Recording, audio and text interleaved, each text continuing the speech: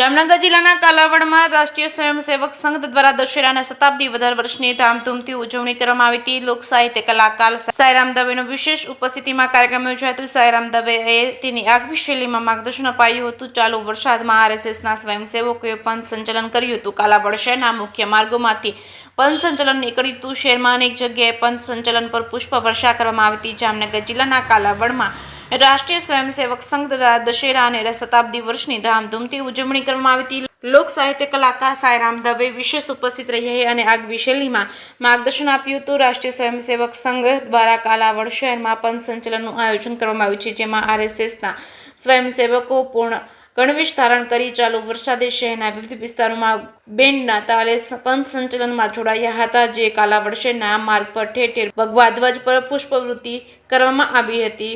કાલાવડ શહેરમાં રાષ્ટ્રીય સ્વયંસેવક સંઘ દ્વારા હિન્દુ સમાજને સંગઠિત કરવા માટેનું કાર્ય ચલાવવામાં આવી રહ્યું છે। જે કે સિંહ ગુજરાતી સાથે હર્ષલ ખંડેરિયા, જામનગર।